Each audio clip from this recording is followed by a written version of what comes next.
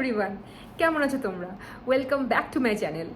আজ আমি যে ভিডিওটা বানাবো ওটা কিন্তু টোটালটাই বাংলায় বানাবো, আর আমি আজ হিন্দিতে বানাবো না, কেননা বাংলা আমার মাতৃভাষা, আমি বাঙালি, তো বাংলায় কথা বলতে বেশি প্রেফার করি। কিন্তু সবাই তো বাংলা বুঝতে পারে না, আর আমি থাকিও স্টেটের বাইরে, তো অনেক ভিডিও বাংলায় বানালে অনেকেই বুঝতে পারে না। আর হিন্দিটা এতটাই সোজা ভাষা যে সবাই খুব ইজিলি বুঝতে পারে, এই কারণে হিন্দিতেই বানানো হয়। বাট আজকে যে ভিডিওটা বানাবো টোটালটাই বাংলায় কথা বলবো।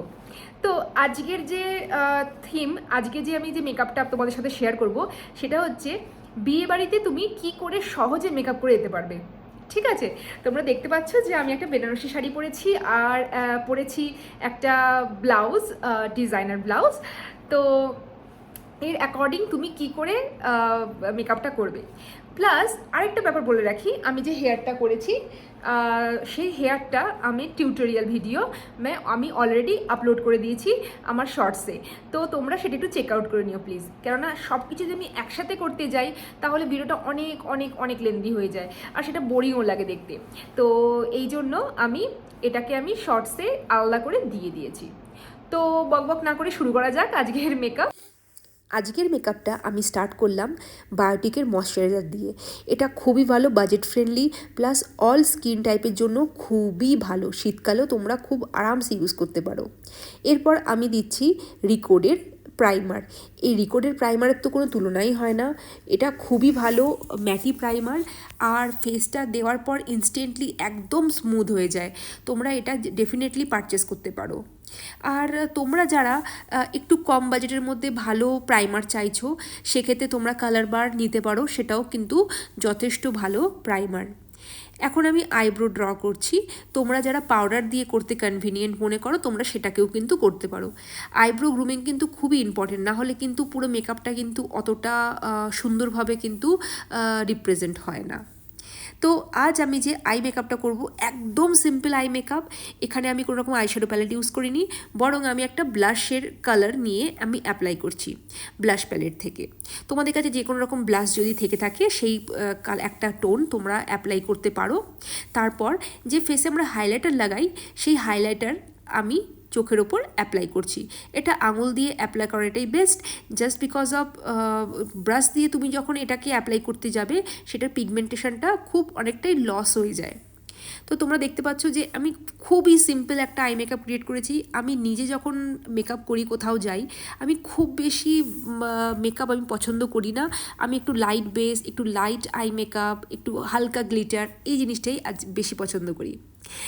তোমরা দেখতে পাচ্ছ আমি এখন গ্লিটার অ্যাপ্লাই করছি, কেননা আমি যে সাজটা আজকে দেখাচ্ছি সেটা বিয়েবাড়ির সাজ, তো সেক্ষেত্রে একটু গ্লিটার তো হলে ভালোই হয়। আর আমি খুব কম পরিমাণে ফরএভার 52 একদম গ্লিটার পিগমেন্ট যেটা হয় একদম বারিকওয়ালা, সেটা আমি ইউজ করেছি। আর অফ ক্যামেরায় আমি আইলাইনার করে নিয়েছি, বিকজ ক্যামেরা অন করে লাইনার করাটা খুবই চাপের ব্যাপার।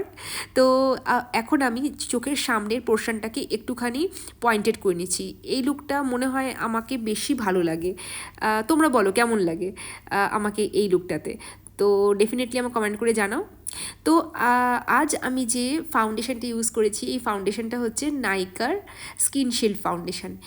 এই ফাউন্ডেশনটার কোনো তুলনা হয় না, আমি যত তারিফ করব তত কম। কেননা তোমরা নিজেরাও দেখো, এটার সাথে সাথে স্কিনের মধ্যে বসে গেল। আর আমি খুব বেশি ফেয়ার টোন ইউজ করি না যখন নিজে মেকআপ করি, বিকজ আমার ফেসে সেটা মানায় না। তো এই জন্য আমি একটু লাইট কালারের ওপরেই ফাউন্ডেশনটা রেখেছি, মানে আমার স্কিন টোন অনুযায়ী। তো তোমরা দেখতে পাচ্ছ যে কত সুন্দরভাবে বসে গেল ফাউন্ডেশনটা। এরপর আমি হালকা ফুলকা ইউজ করছি কনসিলার। আমি ভরে ভরে কখনোই ইউজ করি না, কেন আমার ফেসে যায় না কেন ওভার মেকআপ কোনো দিনও ভালো লাগে না। তো এরপর আমি পুরো বেসটাকে সেট করছি পাউডার দিয়ে। পাউডার দিয়ে বেসটা সেট করা কিন্তু খুবই জরুরি, চোখের নিচটা বিশেষ করে, কেননা সেখানে ফাইন লাইন্স চলে আসে। ইনফ্যাক্ট নেজোবিয়াল ফোল্ড এরিয়াতেও অনেক লাইন্স চলে আসে, স্মাইল লাইন আসে। তো সেটাকে আমাদের পাউডার দিয়ে কিন্তু খুব ভালো করে একদম ম্যাটিফাই করে নিতে হবে, নাহলে কিন্তু মেকআপটা বেশিক্ষণ টিকবে না। ঠিক আছে, এরপর আমি ইউজ করছি ফরএভার 52 ট্রায়াল প্যালেট। এই প্যালেটটা যথেষ্ট ভালো প্যালেট। একটার মধ্যে তিনটে জিনিস থাকে। আপনার ব্রঞ্জার আমি দেখতে পাচ্ছ এখন ইউজ করছি। এরপর আমি এর থেকে ব্লাশ অ্যান্ড হাইলাইটার তিনটেই এই প্যালেট থেকে ইউজ করব। তোমরা যারা ভাবছো যে একটা প্যালেট নেব যার মধ্যে সব রকম মাল্টিপারপাস কাজ হয়ে যাবে, তোমরা কিন্তু এই প্যালেটটা ডেফিনেটলি পারচেস করতে পারো। আর এটার যে পিগমেন্টেশন কি ভালো, তোমাকে মানে তোমরা যারা ইউজ করেছো মানে তারা হয়তো জানো খুব ভালো পিগমেন্টেশন। আর তোমরা এই প্যালেটটা ছাড়াও সুগারের প্যালেট ইউজ করতে পারো, ওটাও ভালো। এখন পিএসসির বেরিয়েছে প্যাকের ট্রা প্যালেট, ওটাও যথেষ্ট ভালো। আর সেটাই অনেক রকম স্কিন শেডের পাওয়া যায়, তোমরা তোমাদের স্কিন শেড অনুযায়ী ফেয়ার, মিডিয়াম বা ডার্ক সেই অনুযায়ী তোমরা এই প্যালেটটা নিতে পারো। তো আমি দেখতে পাচ্ছ এটার যে হাইলাইটারটা সেটা ইউজ করেছি, আর হাইলাইটার যথেষ্ট ভালো। তোমরা দেখতে পাচ্ছ যে অল্প একটুখানি ইউজ করার পরে ফেস একদম খুব সুন্দরভাবে চমকে উঠলো। এবার আমি ইউজ করছি কাজল। কাজল আমি খুব মোটা লাগানো কোনো দিনও পছন্দ করি না, আমি একটু পাতলা কাজল পছন্দ করি।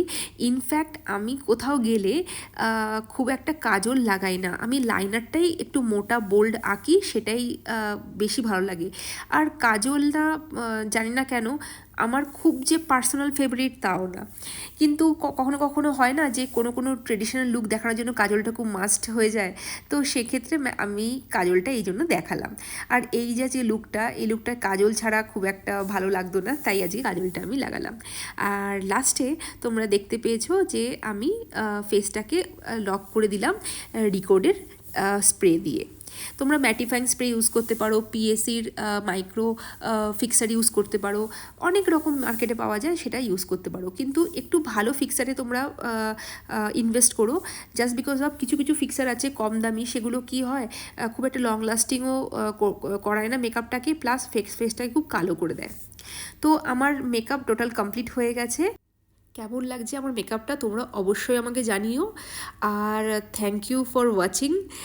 আর তোমরা কোনো রকম যদি লুক দেখতে চাও আমাকে কিন্তু জানাতে পারো যে আমি এরকম লুক দেখতে চাই, তো আমি সেটা অবশ্যই নিয়ে আসবো। তো আজকের মতো আমি আসছি, আবার নেক্সট ভিডিওতে তোমাদের সাথে আমার দেখা হবে। ততক্ষণ অবধি নমস্কার সবাইকে, সবাই খুব ভালো থাকো, সুস্থ থাকো আর সাবধানে থেকো। Thank you so much.